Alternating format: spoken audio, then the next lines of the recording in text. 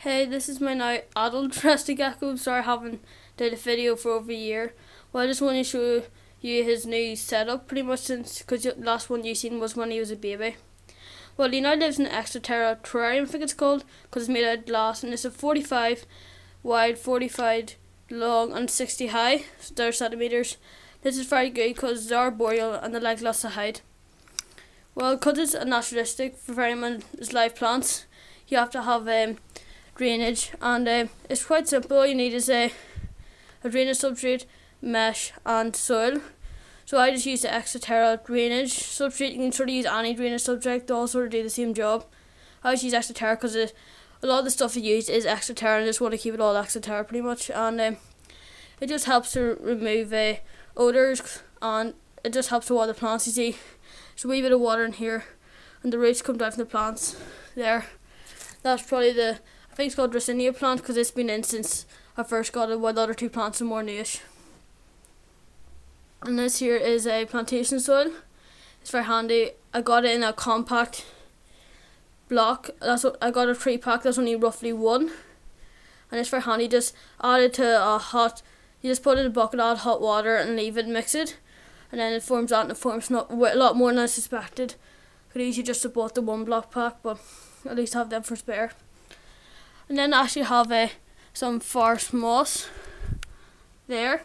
I just have, like you see here, I just have a wee bit right round the ground of the terrarium, sorry, and it just helps to keep humidity. It's very moist, it holds the moisture a lot, and he seems to like it.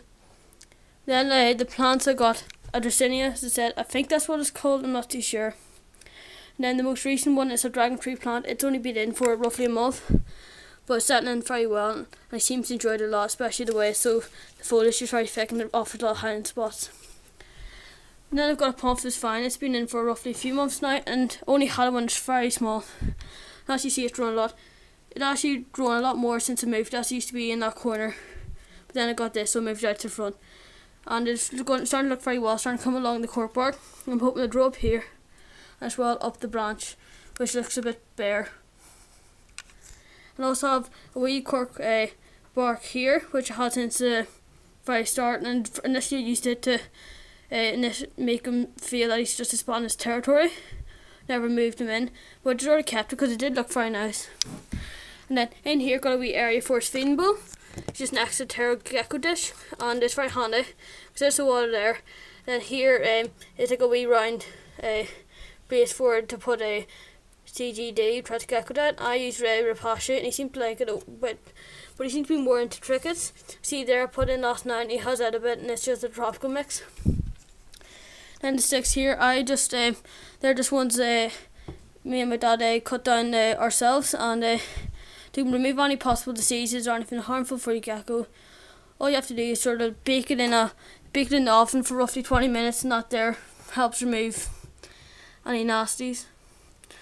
And then for the lighting, there's 2 bulbs in this. It's the Exo Terra hood canopy, 45 centimeters, and it's very handy. And then this side I got the Reptide Glow, Exo Terra Reptide Glow 5.0 compact UVB bulb, and it's a 13 watt. If you're doing naturalistic vivarium, you have to have UVB to keep the plants alive. As well, Crested geckos don't have to have UVB, but I recommend it because it seems to keep his colours very nice, and he actually he's around this corner a lot. I've just moved him here for the video, but he seems to be around that corner a lot, and he seems to enjoy it. And then this side I just have a Exo Terra Sunglow. It's just a heat bulb, pretty much. It's 26 watt. It doesn't provide much light. A lot of the light comes from the actual the Reptide Glow bulb, but it provides a bit of heat, which can be handy because it does get quite cold at winter. And then because of the wee rim here, I've got an Exo Terra just a thermometer and humidity, and this fits in this wee slide. Then at the back here, around this corner, there's wee holes to put the lead in, and then here is the sensor here. It just sticks to the glass, and got it in this corner, so we'll measure the temperature in this corner, because if it is very cold, he can always come up here. And at the minute it is roughly 20 degrees and 91% humidity. Handy thing as well, you can move this, click it. That shows you the highest point, so that was probably during the day today. and then the lowest point was just last night, so we dropped down to 17 degrees last night.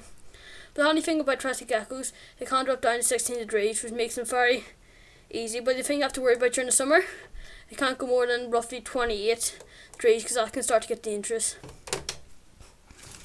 Well, here is Crested Gecko starting to move. I'll try to get him out for you. He is lovely. I think he is a male. I'm not too sure, but he's full grown. He's roughly a month and a half old, and he has lovely colour. He's a fire and flame whenever born, but I think he's sort of like a harlequin. I'm not too sure, but I think he's a harlequin, and he is really nice. And I just like his tail as well. It looks really cool. Just put him back in here.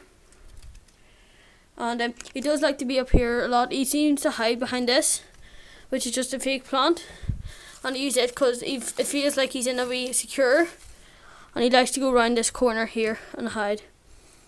Well, I think that is everything.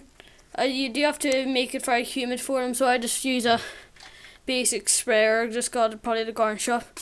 I just spray it roughly a night and roughly a day, because he does like to drink off the sides as well. And I think being more humid as well, it sort of makes them more sticky, because they have like wee pods make them stick, and I think it helps them climb a lot, especially in the glass, because that there wouldn't be what their things are used to. Well, I hope that's everything. If I let anything out and I realise, I'll leave it in the comment or description, sorry. And if you want to know anything, just leave it in the comment section. Well, I hope you enjoy. Remember to like and subscribe, and goodbye.